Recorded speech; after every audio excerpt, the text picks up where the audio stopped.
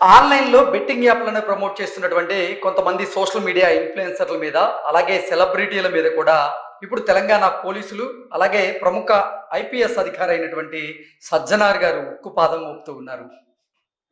నిజంగా బెట్టింగ్ యాప్‌లను ప్రమోట్ చేస్తున్నటువంటి కొంతమంది సోషల్ మీడియా ఇన్‌ఫ్లుయెన్సర్‌ల మీద ఇప్పుడు తెలంగాణ పోలీసులు వరుస కేసులు నమోదు చేస్తూ ఉన్నారు.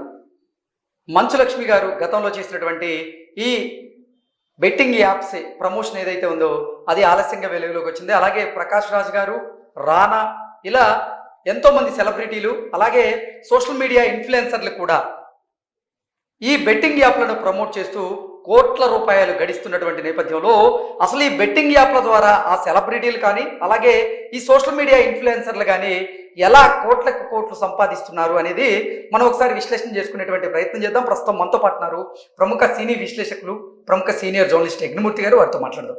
యజ్ఞమూర్తి గారు నమస్తే అండి. నమస్తే కృష్ణ. సార్, కొంతమంది సోషల్ మీడియా ఇన్‌ఫ్లుయెన్సర్స్, అలాగే కొంతమంది సెలబ్రిటీలు వారికి ఉన్నటువంటి క్రేజ్ని దృష్టిలో పెట్టుకొని వారు తప్పుదోవ పడుతూనే వారి ఫాలోవర్స్ని కూడా తప్పుదోవ పట్టించేలాగా కొన్ని ప్రయత్నాలు చేస్తూ ఉన్నారు. అందులో భాగంగానే ఆన్లైన్లో బెట్టింగ్ యాప్స్ని ప్రమోట్ చేస్తూ కొన్ని కోట్ల రూపాయలు గడిస్తూ ఉన్నారు. అసలు బెట్టింగ్ యాప్స్ని ప్రమోట్ చేస్తూ ఎలా కోట్ల రూపాయలు గడిస్తున్నారు అనేది ఒక్కసారి మనం ఒక ఆర్టికల్ చూసేటువంటి ప్రయత్నం చేద్దాం. తర్వాత దాని గురించి మనం ఎనాలిసిస్ చేసుకుందాం. ఓకే. ప్రస్తుతం తెలుగు రాష్ట్రాల్లో బెట్టింగ్ యాప్స్ ప్రమోటర్ల మీద పోలీసులు ఉక్కుపాదం మోపుతున్నట్లుగా తెలుస్తోంది.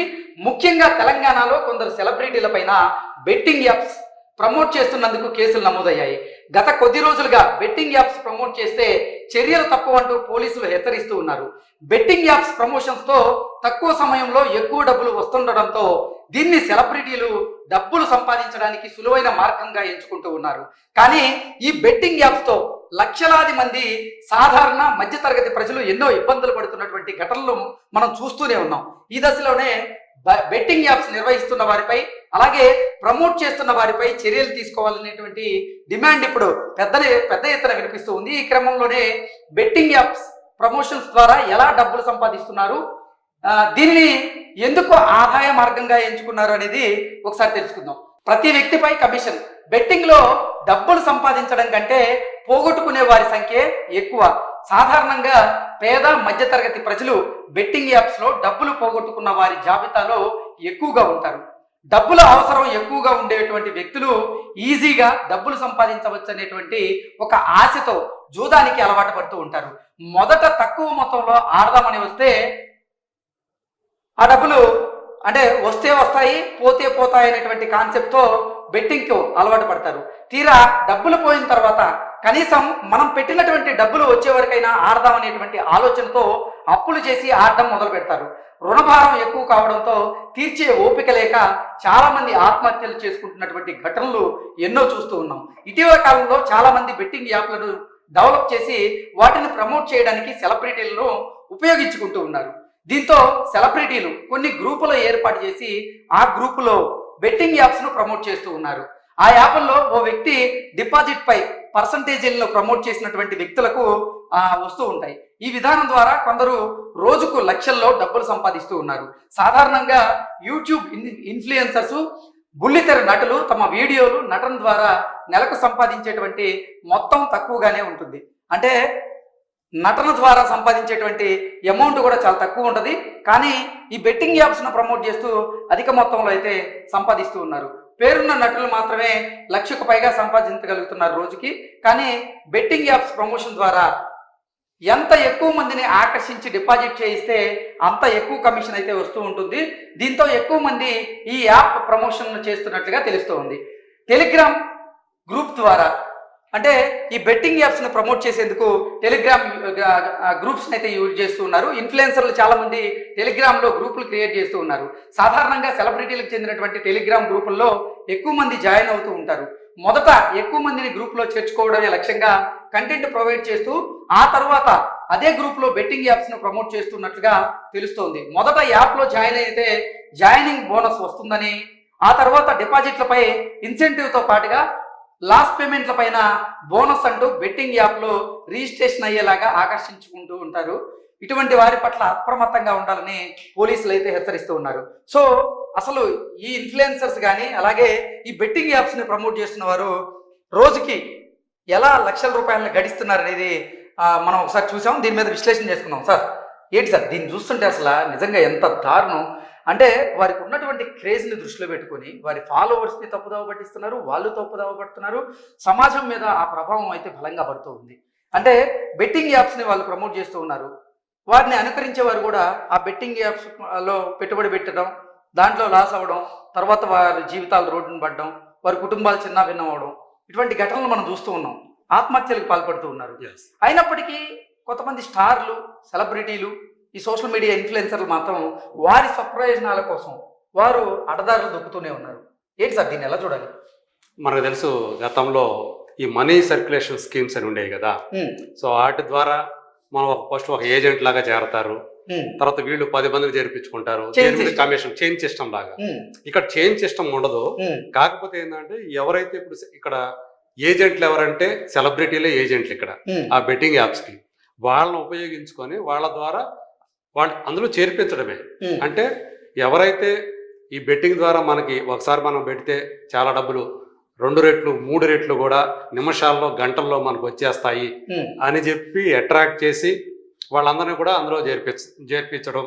సో వాళ్ళు అమాయకులను వాళ్ళు నమ్మేసి అందులో డబ్బులు పెట్టిన తర్వాత మొదట్లో ఒక్కోసారి ఏంటంటే ఇమీడియట్గా మనం చూస్తే, నేను చూశాను సన్నీ యాదవ్ అనే అతను పెట్టిన దాన్ని, అతను ₹1,00,000 డిపాజిట్ చేస్తానని చెప్పి డిపాజిట్ చేశాడు. అంత టైం అయ్యేటప్పటికి ₹1,56,000 ఎంతో ఉంది అని చెప్పి చెప్తున్నాడు. అంటే విత్ ఇన్ మినిట్స్ నీకు ₹96,000 లాభం వచ్చేస్తుంది అనేటువంటి ఒక ఆశ ఎవరైనా సరే ఈజీ మనీ కోసం మన దేశం అనే కాదు, మనిషి ప్రవృత్తిలో అనేది ఉంది. చాలా త్వరగా డబ్బులు వస్తాయి, ఈజీగా డబ్బులు వస్తాయి అంటే ఖచ్చితంగా అటు అట్రాక్ట్ అవుతుంటారు. అందుకనే ఇప్పుడు ప్రభుత్వాలు పెట్టే ప్రభుత్వాలు అయితే 7% 8% ఇస్తారు మీకు పర్ యానం వడ్డీ. కానీ అదే ప్రైవేట్ వాళ్ళు నీకు 20% 25% ఇస్తాం ఏడాదికి అంటే చాలు. అసలు అది ఎంతవరకు ఇవ్వగలుగుతాడు, ఎట్లా ఇవ్వగలుగుతాడు అనే ఆలోచన లేకుండా డబ్బులు కట్టేసేసి మోసపోయిన వాళ్ళు ఎంతమంది లేరు ఇప్పుడు. అట్లా చాలా మంది డబ్బులు వసూలు చేసి బిచాణ ఎత్తేసేసి ఎక్కడి నుంచి పారిపోవడం, ఇవన్నీ కూడా ఇలాంటి స్కీములు చాలా ఉన్నాయి. సో ఇప్పుడు వీళ్ళు కూడా ఏంటంటే ఎంతమందిని చేర్పిస్తే వీళ్ళ ద్వారా సో అంతా వాళ్ళ కమిషన్ వస్తుంది, అదొక పద్ధతి. ఇంకో పద్ధతి ఏంటి, ఈ బెట్టింగ్ యాప్స్ కి వాళ్ళు ప్రమోషన్ ఏం పెట్టుకోరు. వాళ్ళు ఇంతమందిని చేర్పించాలనేది ఏమి ఉండదు, కానీ వీళ్ళ ద్వారా ఖచ్చితంగా వస్తాయని వాళ్ళకి తెలుసు. వీళ్ళు ప్రమోట్ చేస్తే ఆ ఇన్ఫ్లుయెన్స్ తోటి ఎక్కువ మంది దాంట్లో జాయిన్ అవుతారు. అలా వాళ్ళకి డబ్బులు పుష్కలంగా వస్తాయనే ఉద్దేశంతో కొంతమంది ఇట్లా లేకపోయినా, ఈ గ్రూప్ సిస్టంలో లేకపోయినా ఇండివిజువల్ గా కూడా వాళ్ళ ఆ సెలబ్రిటీల్ని వాళ్ళకి ఒక రకంగా చెప్పాలంటే బ్రాండ్ అంబాసిడర్లుగా ఉపయోగించుకుంటున్నారు. సార్ ఇప్పుడు అంటే సోషల్ మీడియా ఇన్ఫ్లుయెన్సర్లు అంటే ఒక 5 సంవత్సరాల నుంచి వారు కొంచెం డబ్బులు సంపాదించుకోవడానికి సోషల్ మీడియాని వాడుకుంటూ వారు ఇన్ఫ్లుయెన్స్ చేస్తూ ఉన్నారు. సరే, వాళ్ళు బెట్టింగ్ యాప్లను ప్రమోట్ చేస్తున్నారంటే కకృతి పడ్డారనుకోవచ్చు. సెలబ్రిటీలు, అవును, నటనలో రాణిస్తున్న వారు కూడా బెట్టింగ్ యాప్లను ప్రమోట్ చేస్తూ సొమ్ము చేసుకోవడం అసలు ఏంటి, దీన్ని ఎలా చూడాలి? అంటే వాళ్ళకి ఏం ఉండవు, ఎథికల్ వాల్యూస్ ఎథిక్స్ అని ఏం ఉండవు ఇక. అంటే ఎవడెట్లా పోతే మనకేంటి, సో మనకు డబ్బులు వస్తున్నాయా లేవా, మనం డబ్బు సంపాదిస్తున్నామా లేవా. చాలా మంది ఇప్పుడు ఏంటి, చిన్న చిన్న సెలబ్రిటీలు కూడా విలాసవంతమైనటువంటి లైఫ్ స్టైల్కి అలవాటు పడిపోతున్నారు. అంత డబ్బు వాళ్ళకి ఎలా వస్తుంది? వాళ్ళు ఇప్పుడు చేసే ఈ సీరియల్స్ ద్వారానో లేకపోతే ఏ షోల హోస్టింగ్ ద్వారానో అంత అమౌంట్ రాదు వాళ్ళకి. అంటే వాళ్ళ జలసాలకు కావాల్సినటువంటి, వాళ్ళ విలాసాలకు కావాల్సినటువంటి పెద్ద మొత్తంలో డబ్బులు రావు. ఇలాంటివి చేస్తే వాళ్ళకి కావాల్సినటువంటి డబ్బు వస్తుంది. అంటే దాంట్లో వాళ్ళు ప్రొఫెషనల్ గా సంపాదించే డబ్బు కంటే కూడా ఎక్కువ మొత్తంలో ఇక్కడ ఈ బెట్టింగ్ యాప్స్ ద్వారా సంపాదిస్తున్నారు. అందు గురించే వాళ్ళు దానికి అట్రాక్ట్ అవుతున్నారు, యూత్ ని ఆ రొంపులోకి తీస్తున్నారు. ఒకసారి అంటే ఇక రొంపేంటే అది ఊబి లాంటిదే. అందులో ఒకసారి దిగిన తర్వాత వాళ్ళు మళ్ళీ అంటే ఒకసారి డబ్బు పోగొట్టుకున్న తర్వాత కూడా వాళ్ళు అందులో బయటికి రారు. ఇప్పుడు డబ్బు పోయింది, దానికి అంతకంతా సంపాదించాలి అనేటువంటి దృష్టితోనే వాళ్ళందరూ మళ్ళీ ఎక్కువ డబ్బులు పెట్టడము, అప్పులు చేసి పెట్టడము, ఇంట్లో వాళ్ళకి తెలియకుండా ఇంట్లో వాళ్ళు ఎక్కడైనా డబ్బులు కనుక దాచిపెడితే ఆ డబ్బులు కూడా తీసుకొచ్చి పెట్టడము, ఇట్లా అనేక కుటుంబాలు చిన్నాభిన్నం అవుతున్నటువంటి పరిస్థితి ఈ బెట్టింగ్ యాప్ల ద్వారా కలుగుతుంది. అందుకని ఇది ఒక సమాజానికి అత్యంత ప్రమాదకారిగా వినాశకారిగా మారుతుందనే ఉద్దేశంతో ఇప్పుడు ఆయన విసి సజ్జనారు దాని ఒక ఉద్యమ స్థాయిలో ఆయన ప్రచారం చేస్తూ ఉన్నారు. Say no to betting app promotion అని చెప్పేసి ఆయన ఒక ట్యాగ్ను కూడా సృష్టించి దాని అంతగా ఆయన ఎందుకు తీసుకెళ్తున్నారంటే ఆయన క్షేత్రస్థాయిలో ఎంత దారుణాలు జరుగుతున్నాయి వీటి వల్ల, ఈ బెట్టింగ్ యాప్స్ వల్ల యువత జీవితాలు ఎలా ఎఫెక్ట్ అవుతున్నాయి, తద్వారా వాళ్ళ కుటుంబాలు ఎలా ఎఫెక్ట్ అవుతున్నాయి, ఎంత తీవ్రంగా నష్టపోతున్నారు, ఆర్థికంగా మానసికంగా ఎంత కురిగిపోతున్నారు. సో ఎందుకంటే వీళ్ళు ఒకసారి అప్పులు పాలయ్యారు అంటే అప్పులు కూడా ఇస్తాడు వాడు. ఈ అప్పులు పాలైన తర్వాత వాడు కట్టలేకపోతే, ఇన్ టైం కట్టలేకపోతే వాడు ఎవడైతే ఆ బెట్టింగ్ యాప్ లో పెట్టాడు అమౌంట్ వాడికే కాకుండా వాళ్ళ ఇంట్లో వాళ్ళందరూ ఫోన్ నెంబర్లు తీసుకుంటాడు. తీసుకొని వాళ్ళ అమ్మా నాన్నలకు కూడా ఫోన్ చేయడం, బాగా బ్లాక్మెయిల్ చేయడం, పరువు బజార్కి ఇచ్చడం. అంతే, అంటే మామూలు బూతులు కాదు అని చెప్పి, అంటే నాతోనే ఒక బాధితుడు చెప్పిన విషయం. అస్సలు మనం ఇంకా అది వినలేము. ఫోన్ తీద్దానుకుంటే కుదరదు, ఎందుకంటే తీసేదాకా ఫోన్లు చేస్తానంటాడు కంటిన్యూగా. అట్లా హెరాస్ చేసి మానసికంగా, అంటే ఆ కుటుంబాలు అసలు మామూలుగా ఇంకా వద్దుక ఆత్మహత్య చేసుకుందాం అనే స్థాయికి కూడా వీళ్ళు ఆ రకంగా ఆ ఫోన్లు చేసి మెంటల్గా హింసించడం ఇట్లాంటి చేస్తా ఉన్నారు. సో ఇవన్నీ ఆయన చూశారు కాబట్టి సజ్జనార్ గారు ఆయన ఒక ఉద్యమం లాగా దాన్ని చేపట్టారని చెప్పేసి అనుకోవాలి.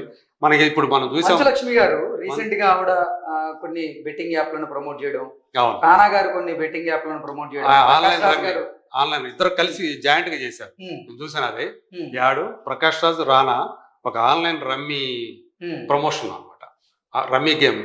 సో ఇవన్నీ కూడా నిజంగా వాళ్ళు మరి నైతిక విలువల గురించి మాట్లాడే బాధ్యతాయుతమైనటువంటి నటులుగా వారు సమాజాన్ని మంచి వైపు నడిపించాల్సింది పోయి ఇలా ఇటువంటి బెట్టింగ్ యాప్స్ ను ప్రమోట్ చేస్తూ అసలు సభ్య సమాజానికి ఎటువంటి మెసేజ్ ఇస్తున్నారు మీరంటూ కూడా కొంతమంది నెటిజన్లు అయితే వారి మీద ఆగ్రహం వ్యక్తం చేస్తూ ఉన్నారు.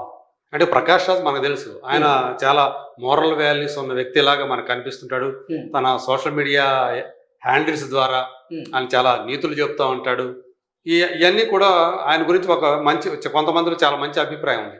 కానీ ఎప్పుడైతే ఇలాంటివన్నీ బయటకు వస్తున్నాయో, ఆయన ఈ రమ్మీ గేమ్కి ఆయన ఒక బ్రాండ్ అంబాసిడర్గా చేశాడు, యాడ్లు చేశాడు అని చెప్పేసి ఈయన వచ్చిన తర్వాత ఇంకా ఆయనకి ఎలా మనం మంచికి బ్రాండ్ అంబాసిడర్ని ఎలా నమ్ముతాం ఆయన్ని? ఎగ్జాక్ట్. సో ఇంకా ఆయన ఏది చెప్పినా కానీ నమ్మే పరిస్థితి, అంటే ఒక గుడ్ పర్సన్ అటువంటి అభిప్రాయం ఏదైతే ఉందో ఇలాంటి వాటి వల్ల మొత్తం ఆయనే చెడగొట్టుకుంటున్నారు.